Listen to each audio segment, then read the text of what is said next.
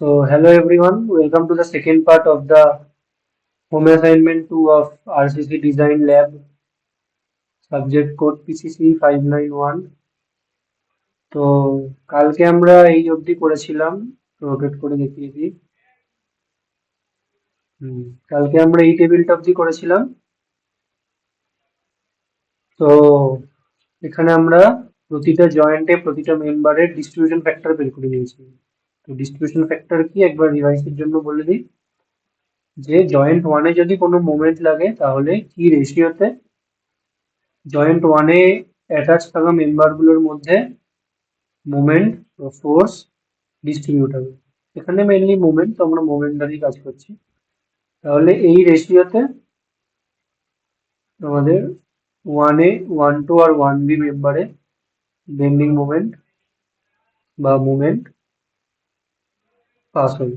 ঠিক আছে, তাহলে এবার এই নেক্সট এই টেবিলটায় চলে আসি।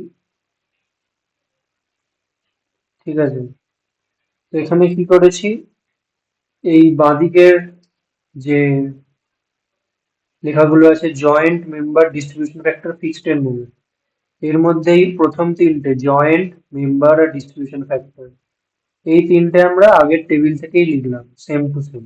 ঠিক আছে,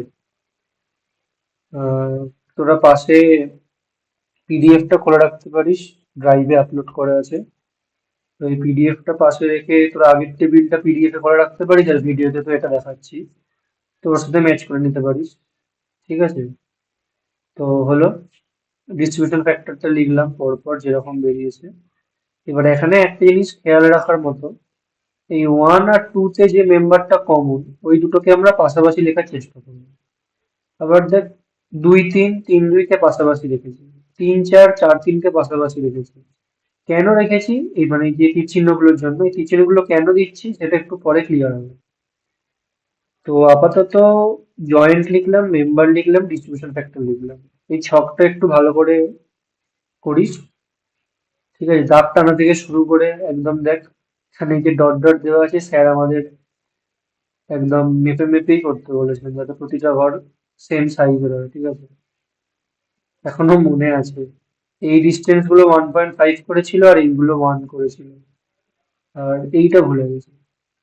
নাহলে এই প্রতি মেম্বারের জন্য 1.5 করে আর মাঝের এই গ্যাপটা 1 করে, এরকম করে টোটাল ছিল। যাই হোক, তো এবার ফিক্সড এন্ড মোমেন্টটা কি করে পাবো, এখন তোরা ফর্মুলা মুখস্থ করার জন্য মুখস্থ করে নে, যে কোনো একটা বিমে যদি থ্রু আউট ইউডিএল লাগে তাহলে ফিক্সড এন্ড মোমেন্ট হচ্ছে কত, ডাব্লিউ এল স্কোয়ার বাই 2 এল। ওকে, এবার পিছনের ছবিটা একবার দেখাই। এই দেখ, মানে আমি এই একটা স্প্যানে বলতে চাইছি, আর একটু বড় জুম করলাম। এই যে বিম, এই বিমে আমার লোডিং দেওয়া আছে থ্রু আউট ইউডিএল, ইউডিএল এর ভ্যালু যার যার আলাদা। তো এখানে এরকম ইউডিএল এলে তাহলে আমার দুটো আমি তো দুটো জয়েন্টকেই ফিক্সড বলে অ্যাজিউম করে নিয়েছি। তাহলে ফিক্সড হলে কি ওটা কোনো রকম কোনো রোটেশন হতে দেবে না। তো রোটেশন হতে না দিলে কি, ওই ফিক্সড জয়েন্টে একটা মোমেন্ট ইনডিউস হবে, সেটাকেই বলা হচ্ছে ফিক্সড এন্ড মোমেন্ট। মানে গিভেন লোডিং কন্ডিশনের জন্য কোনো ফিক্সড সাপোর্টে কতটা মোমেন্ট ডেভেলপ করছে সেটাই হচ্ছে ফিক্সড এন্ড মোমেন্ট। তো ফিক্সড এন্ড মোমেন্টটাকে শর্টে ওখানে এফ ই এম করে লিখেছি। তো যাই হোক, ডিরেকশনটা হবে এইরকম, লেফট সাইডে অ্যান্টি ক্লকওয়াইজ, রাইট সাইডে ক্লকওয়াইজ।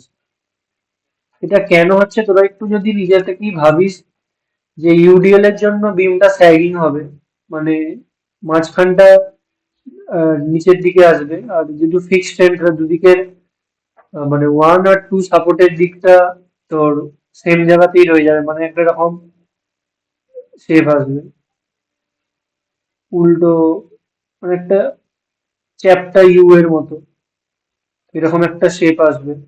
তো এই শেপটার মধ্যে এই ওয়ান এন্ডের যদি কোনো রোটেট করতে দিতে না চাই আমি, তাহলে একটা অ্যান্টি ক্লকওয়াইজ মোমেন্টই তো লাগাতে হবে। ক্লকওয়াইজ লাগালে তো ওটা আরো ডিফ্লেক্ট করে যাবে। সেম ভাবে যদি দুই জয়েন্টে যদি কোনো রোটেট হতে দিতে না চাই, তাহলে একটা ক্লকওয়াইজ মুভমেন্ট লাগাতে হবে। এটা তোরা যারা ঠিকঠাক করে একটু স্ট্রেংথ অফ মেটেরিয়ালটা করলে বা মোটামুটি ইমাজিনেশন করলেও বুঝতে পারবি। ঠিক আছে, তো কি বুঝতে পারলি পাতি কথা? এখন বুঝতে না পারলে মুখস্থ করে নে, পরে আস্তে আস্তে যখন তোরা নিজেরা হাতে করবি তখন আরো ভালো বুঝতে পারবি। সেটা হচ্ছে কি, প্রতিটা বিমে লেফট সাইডে অ্যান্টি ক্লকওয়াইজ মুভমেন্ট ডেভেলপ করছে, রাইট সাইডে ক্লকওয়াইজ মুভমেন্ট ডেভেলপ করছে। ঠিক আছে, তো অ্যান্টি ক্লকওয়াইজকে আমরা নেগেটিভ নিই, ক্লকওয়াইজকে আমরা পজিটিভ নিই। ঠিক আছে, এবার আগের টেবিলটায় যাই আবার। তো তাহলে এই ফিকশন মোমেন্টটা কি করে পেলাম? এবার হচ্ছে আমার ওয়ান এ আর ওয়ান বি, মানে আমার কলামে কোনো লোডিং নেই, তো আমার কলামে কোনো ফিক্সড মোমেন্ট আসবে না, তাহলে ওয়ান টু বিমেতেই শুধু ফিক্সড আসবে। এবার ওয়ান টু তে ওয়ান জয়েন্টটা লেফট সাইডে আছে, এই দেখ ওয়ান জয়েন্টটা ওয়ান টু বিমের লেফট সাইডে আছে, তাহলে এখানে অ্যান্টি ক্লকওয়াইজ মোমেন্ট ডেভেলপ করবে। তার মানে এখানে আমার নেগেটিভ ফিক্সড মোমেন্ট আসছে, ভ্যালু কত? W L square by two L. ডাব্লিউর ভ্যালু সবার সেম, এল ওয়ান টু স্প্যানের যেটা এল সেটা বসবে ডাব্লিউ এল স্কোয়ারের এল এ বাই টুয়েলভ। আর এইখানে জয়েন্ট টু তে টু ওয়ান এর ক্ষেত্রে কি হবে? সেম ভ্যালু হবে, শুধু পজিটিভ ক্লকওয়াইজ হয়ে যাবে শুধু, তাই জন্য, নাহলে ডাব্লিউ এল সবই তো সেম টু ওয়ান এর জন্য। আবার টু থ্রি তে same W L square by twelve, এখানে এলটা আলাদা, তাই জন্য ফিক্সড মুভমেন্টও আলাদা এসছে, তাই দেখ টু থ্রিতে আমার ভ্যালুটা নেগেটিভ, থ্রি টু তে পজিটিভ, কেননা টু থ্রিতে টু জয়েন্টটা লেফট সাইডে বলে নেগেটিভ অ্যান্টি ক্লকওয়াইজ, আর থ্রি টুটা রাইট সাইড বলে পজিটিভ। সেম ভাবে থ্রি ফোর আর ফোর থ্রি করা হলো, W L square by twelve, এলটা থ্রি ফোরে left side negative right side positive. ঠিক আছে, ভ্যালুটা আমি কিলো নিউটন মিটারেই রাখলাম। এবার কি করতে হবে? ব্যালেন্স করতে হবে। যখন আমরা ফিক্সড মোমেন্ট ক্যালকুলেট করছি তখন আমরা কি অ্যাজিউম করে নিচ্ছি? জয়েন্ট গুলো ফিক্সড। যখন আমরা ব্যালেন্সিং মোমেন্ট দিচ্ছি, মানে কি, এই যে ফিক্সড মোমেন্টটা আসছে এটা কিভাবে বাকি মেম্বার গুলোতে ডিস্ট্রিবিউট হচ্ছে বা ব্যালেন্স করছে। তো যখনই ব্যালেন্স করছি আমরা মোমেন্টটাকে, তখন আমরা জয়েন্টটাকে ফ্রি করে দিচ্ছি, মানে ফ্রি টু রোটেট। সেই কারণে তিনটে মেম্বারে আলাদা আলাদা করে এরকম মোমেন্ট ডেভেলপ করছে। ঠিক আছে, বা তিনটে মেম্বারে মোমেন্ট ডেভেলপ করছে অ্যাজ ওয়েল অ্যাজ রোটেটও করছে। আবার যখন ক্যারি ওভার করছি আবার ফিক্সড করে দিচ্ছি। ঠিক আছে, এইটা একটু তোদের মনে হবে যে কেন করছি, কি দরকার, একবার ফিক্স করছি একবার ফ্রি করছি আবার ফিক্স করছি, মানে এই ব্যালেন্সিং এর সময় ফ্রি করে দিচ্ছি, ক্যারি ওভারের সময় ফিক্সড করে দিচ্ছি। ঠিক আছে, এইটা তোদের এখন না জানলেও হবে, তোরা যখন আবার ফিউচারে সিক্স সেভেন স্ট্রাকচার টু পড়বি তখন তোরা আরো ভালো বুঝতে পারবি, ওখানে এই ব্যাপারগুলো আবার আছে, ওখানে মোমেন্ট ডিস্ট্রিবিউশন আবার আছে। তো এখন পাতি প্রসেসটা ভালো করে দেখে নে কি করতে হবে। তো এই ব্যালেন্সিংটা কি করে আনবো আমি একটা ধরে দেখিয়ে দিচ্ছি, যে এখানে একটা আছে, এখানে দুইটা ধরে দেখা। দুইয়েতে আমার ফিক্সড মোমেন্ট আছে এই দুটো, তাহলে দুই জয়েন্টের টোটাল মোমেন্ট কত আসছে? 47.66 মাইনাস 57.17। আমি একসাথে ক্যালকুলেটও করছি, তোরাও নিজেদেরটা কর। 47.66 মাইনাস 57.17 কত হলো? -9.51। ওকে, তো যখন আমি ব্যালেন্স করব তখন যদি নেগেটিভ মুভমেন্ট আসে তাহলে আমি প্লাস দিয়ে ব্যালেন্স করব, মানে আলটিমেটলি আমার উদ্দেশ্য হচ্ছে সমস্ত জয়েন্টে মুভমেন্ট গুলোকে জিরো করা, মানে কি ইকুইলিব্রিয়াম এস্টাবলিশ করা। তাহলে আমার টু জয়েন্টে আমার রেজাল্ট্যান্ট ফিক্সড মোমেন্ট আসছে নেগেটিভ, তাহলে আমি যে ব্যালেন্স করব ব্যালেন্সিং মোমেন্ট গুলো আমার হবে পজিটিভ, আর টোটাল ব্যালেন্সিং মোমেন্ট কত হবে? -9.51ই হবে। তাহলে 47.66 মাইনাস 57.17, তাহলে কত এলো? -9.51। এবার কি করব?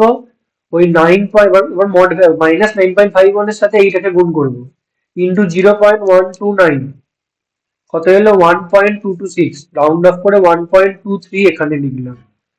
ঠিক আছে, এখানে 1.23 লিখলাম কিন্তু প্লাসে লিখলাম, কেননা আমার ফিক্সড মোমেন্টের ভ্যালু আসছে নেগেটিভে, তাহলে ব্যালেন্সিং হবে অপোজিট সাইড প্লাসে। সেম ভাবে 9.51 ইন্টু 0.376, তো কত হলো? 3.575, তাহলে 3.58, রাউন্ড অফ করে লিখলাম প্লাসে। টু ডিতেও সেম ডিস্ট্রিবিউশন ফ্যাক্টর, তাহলে সেম ভ্যালু হবে 3.58। আর টু থ্রির জন্য কি করলাম? 1.12, এখানেও ডিস্ট্রিবিউশন ফ্যাক্টরের মতো একটা মাথা চালাবে। কি করতে হবে? কেননা এখানে আমার টোটাল ব্যালেন্সিং এর ভ্যালু কত আসতে হবে? 9.51, তার মধ্যে প্রথম তিনটে আমি পেয়ে গেছি, তাহলে পাঁচই প্রথম তিনটাকে যোগ করে 9.51 থেকে বিয়োগ করে দিবি।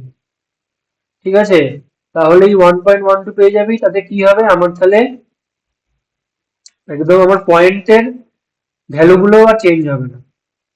মানে আমার 9.51 এসেছিল, আমি এক্স্যাক্টলি 9.51 ব্যালেন্স করে দিলাম।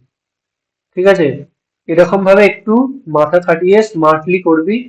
কেননা তোরা যদি এখানে এখন, হতেই পারে হয়তো পয়েন্টের কিছু গন্ডগোল এসে গেল, সেটা তোরা লাস্টে গিয়ে বুঝতে পারবি যে কোথায় প্রবলেম হচ্ছে। এখন হয়তো মনে হচ্ছে না আমার যেটা আসছে সেটাই করি, রাউন্ড অফ একদম আমি সৎ, আমি যেটা ঠিকঠাক ভ্যালু সেটাই লিখবো, কিন্তু পরে তোর এখানেও যেটা 1.12 আসছে ঠিকই আসছে, তুই ঠিকঠাক করে করলে এটাই কিন্তু তোর ক্যালকুলেট করে আসবে। কিন্তু স্টিল, তাও তাড়াহুড়োর জন্য, সেফ সাইডে থাকার জন্য আমি বলছি কি এই তিন থেকে যোগ করে 9.51 থেকে বিয়োগ করে দিবি।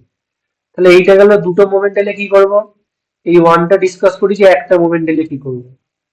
এখানে একটাই মোমেন্ট, তাহলে যোগ বিয়োগ করার দরকার নেই, এটাকেই ধরে ডিস্ট্রিবিউট করে দেবো, ব্যালেন্স করে দেবো। তাহলে 47.66 ইন্টু 0.427 কত আসছে, 20.35। 20.35 লিখলাম, ফিকশন মোমেন্ট নেগেটিভ ছিল তাই ব্যালেন্সিং হলো পজিটিভ। 20.35, 20.35 দুটো কলামে সেম, দুটো সেম বসে গেল। তাহলে তারপরে বিমে কত পড়ে রইলো, 6.96। ঠিক আছে, এরপরই আসল, এরপর হচ্ছে ক্যারি ওভার। ক্যারি ওভার কি, তাহলে এখানে আমি ফ্রি ব্যালেন্সিং এ আমি কি বলেছিলাম যে আমি জয়েন্ট গুলোকে ফ্রি করছি, আবার ফিক্সড করে দিচ্ছি। তাহলে আবার ফিক্সড করলে কি হবে, 2-1 যে মোমেন্টটা ছিল সেটার হাফ 1-2 তে আসবে, আর 1-2 তে যে মোমেন্টটা ছিল তার হাফ 2-1 এ আসবে। তাহলে 6.96 কে 2 দিয়ে ভাগ করলে কত হচ্ছে, 3.48, যেটা 2-1 এ চলে এলো। আর 2-1 এরটা 1-2 তে কত এলো, 1.23/2, মানে 0.615, সেটা আমার চলে এলো 1-2 তে। এই জন্যই বলছিলাম 1-2-2-1টাকে পাশাপাশি লিখতে, সেম ভাবে 2-3-3-2টাকে পাশাপাশি লিখতে, সেম ভাবে 3-4-4-3টাকে পাশাপাশি লিখতে। ঠিক আছে, তো যেটা বলছি মানে স্যারও ক্লাসে বলবেন, যেটা বলছেন স্যার সেটাই করবি, পরে বুঝতে পারবি যে কেন বলছে। ঠিক আছে, তো সুবিধা হলো। তাহলে 6.96 থেকে হাফ করে এলো 3.48, এবার ক্যারি ওভার যেটা হবে সেটা কিন্তু সেম সাইনেই বসবে। তাহলে জাস্ট অপোজিট, ফিক্সড মোমেন্টে যখন ব্যালেন্সিং করবো তখন সাইন পাল্টে যাবে, ব্যালেন্সিং থেকে যখন ক্যারি ওভার করবো তখন আমার কি হবে, সাইন সেম থাকবে। এবার এই ক্যারি ওভারটাই আমার আবার পরের স্টেজে ফিক্সড মোমেন্ট হয়ে যাবে, মানে এই ক্যারি ওভারটাকে আবার আমাকে ব্যালেন্স করতে হবে। তাহলে দেখ এখানে পজিটিভ ক্যারি ওভার ছিল, তাহলে ব্যালেন্সিং হলো সব নেগেটিভ। কি করে এলো, 0.615 ইন্টু 0.427। আলটিমেটলি সব মোমেন্ট গুলো কিন্তু এই ডিস্ট্রিবিউশন ফ্যাক্টর ওয়াইজই ডিস্ট্রিবিউট হবে ব্যালেন্সিং। তাহলে 0.615 ইন্টু 0.427 কত এলো, 0.2626। তাহলে এখান থেকে রাউন্ড অফ করে 263 লিখলাম। তাহলে -0.263 -0.263, রিমেনিং কত রইলো, -0.089। তাহলে সেম আবার জয়েন্ট 2 তে কি হলো, 1-2 থেকে হাফ এলো, ক্যারি ওভার হয় 3.48, আর এদিকে 3-2 থেকে হাফ এলো, -1.84। দুটোকে যোগ করলাম, আমার রেজাল্ট্যান্ট এলো পজিটিভ, তাই জন্য আমার ব্যালেন্সিং এর চারটে মোমেন্ট এলো নেগেটিভ। কত এলো, 3.48 -1.84 কত এলো, 1.64। তাহলে জয়েন্ট 2 তে রেজাল্ট্যান্ট মুভমেন্ট কত আসছে, 1.64। তাহলে ওটাকে আমি ডিস্ট্রিবিউশন ফ্যাক্টর ওয়াইজ ব্যালেন্স করে দেবো। তাহলে 1.64 ইন্টু 0.129 কত এলো, 0.212, মাইনাসে এলো কেননা রেজাল্ট্যান্ট প্লাসে আসছিল। সেম ভাবে 2C তে কত, তাহলে আমার রেজাল্ট্যান্ট আসছিল কত, 1.64 ইন্টু 0.376 কত হলো, 0.62। 0.62, এখানেও 0.62। এখানে আরেকটা সাজেশন আমার, যেটা হচ্ছে একটা ব্যালেন্সিং এর ক্ষেত্রে, মানে জয়েন্ট 2 তে এই ব্যালেন্সিংটার ক্ষেত্রে আমি এখানে একটা ভুল করেছি। ভুল মানে কি, আর একটু প্রিসাইজ ক্যালকুলেশন হবে, যেটা হচ্ছে আমি এইখানে ব্যালেন্সিংটাকে 3 ডেসিমাল অব্দি রাউন্ড অফ করেছি, কিন্তু এইখানে আমি দেখ 2 ডেসিমাল অব্দি করিনি। আমার একটা সাজেশন যেটা হচ্ছে, আমি পরে গিয়ে মানে আমি আরো পরে যখন আরো করেছি বুঝতে পারছি, যেটা হচ্ছে এইখানে যদি 3 ডেসিমাল করিস তাহলে সব কটা ঘরেতেই 3 ডেসিমাল অব্দি রাউন্ড অফ করিস, এটা আমার সাজেশন। ঠিক আছে? কেননা না হলে লাস্টে কি হয়তো পয়েন্টে একটু এদিক ওদিক হলেও কিন্তু হতে পারে। তো আমার একটা সাজেশন যেটা বললাম যে এখানে 0.62 লিখেছি, তো এটা আমার আসছে 0.61664, তাহলে পাতি ওটাকে 0.617 করবে। ঠিক আছে? তাহলে দেখবি এইখানে গিয়ে যে রেজাল্ট আসছে ওটাও মোটামুটি কাছাকাছি আসবে। আবার দেখ এইখানেও দেখ সেম করেছি, এখানে 3 ডিজিট অব্দি করেছি, 3 ডেসিমাল অব্দি, এখানে 2 ডিজিট করে ছেড়ে দিয়েছি।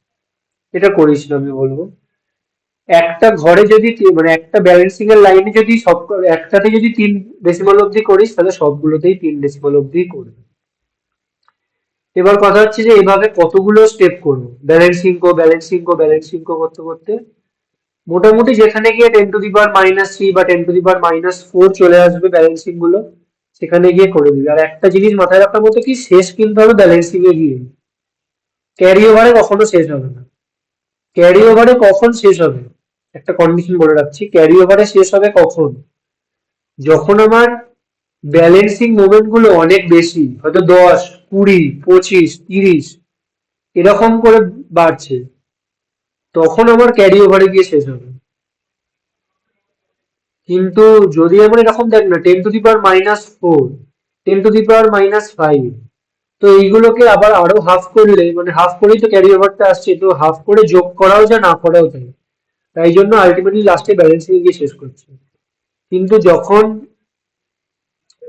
ব্যালেন্সিং মোমেন্ট দেখবি 10, 20, 30 কত দূর চলে যাচ্ছে, আর আর করতে পারছিস না, মানে আর তুই ব্যালেন্সিংটাকে বাড়াতে পারছিস না, মানে আরো একবার ক্যারি ওভার করে দুদিকে আমার মোমেন্ট আসছে না।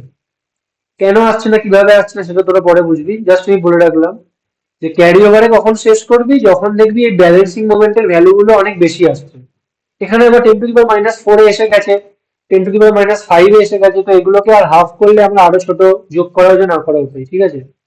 এবার আমার কি কাজ, এই ব্যালেন্সিং এসে শেষ করলাম সবকটা লাইনেই সেম ভাবে। 1 2 তে বুঝিয়ে দিয়েছি, 2 এর মতো সেম ভাবে 3 টা হবে, আর 1 এর মতো সেম ভাবে 4 টা হবে, ঠিক আছে? এবার কি করবো, এই ফিক্সড এন্ড মোমেন্টের লাইন থেকে সবকটাকে যোগ করা শুরু করব উইথ সাইন। মানে এখানে কত হবে, 20.35 minus 0.263 plus 0.045 plus 1.56 into 10⁻³ minus 5.786 into 10⁻⁵, এভাবে উইথ সাইন আমরা যোগ করবো। 1 এ আর 1 বি তে সেম আসবে, আর 1 2 তে ফিক্সড মোমেন্ট এখান থেকে যোগ করবো, -47.66 প্লাস 6.96 প্লাস 0.615, এই লাইনটা পুরো যোগ করে দেবো। কেউ যদি এক্সেল এ করিস তার তো সুবিধা, এইখান থেকে এই অব্দি ডিরেক্ট সাম করে দিবি, তাহলে তোর ইজিলি এসে যাবে। সেম ভাবে সবকটার ক্ষেত্রেই করব। এবার এখানে একটা কি জিনিস দেখতে হবে, প্রতিটা জয়েন্টে সবকটা মেম্বারের মোমেন্ট যোগ করলে আমার ভ্যালু 0 আসতেই হবে। যদি 0 না আসে তাহলে বুঝবি যে কোথাও না কোথাও তোর ভুল হয়েছে, এটা একটা চ্যালেঞ্জ। এখানে কিন্তু 0 আনতেই হবে, ঠিক আছে? চ্যালেঞ্জ বলছি, তার একটু ঠিকঠাক ভাবে করবি, বুঝতে পারবি যে অতটা চ্যালেঞ্জ নয়, ঠিক আছে? প্রথম প্রথম একটু সিনিয়ররা স্যারের একটু ভয় দেখানোর জন্য বলে, কিন্তু অতটা চাপের নয়, তোরা করতে করতে তোরাও পারবি। তো এইখানে দেখ, সেকেন্ড জয়েন্টে 4টে মুভমেন্ট যোগ করে আমাকে 0 আসতে হবে। আশা করি 0 আসছে, না এলেও মিলিয়ে দিয়েছি, ঠিক আছে? তো এখানেও সেম 0 আনতে হবে, ঠিক আছে? মানে মোটামুটি 0.000, তারপরে একটু ডেভিয়েট হলে তবু মেনে নেওয়া যায়, কিন্তু একদম 0.1 চলে এলো বা 0.01 চলে এলো, অত ভুল যেন না হয়। তো এই টেবিলটা আশা করি তোরা বুঝতে পেরেছিস। তো এই টেবিলটাই অনেকটা বড়, তো আজকে এত দূরই থাকুক। আবার এরপরে আর কি কি বাকি আছে একবার দেখে নি। এরপরে আছে ফ্রি বডি ডায়াগ্রাম, তারপরে আছে shear force diagram, bending moment diagram, ঠিক আছে? তো এইগুলো আমরা আবার নেক্সট ডে আলোচনা করবো।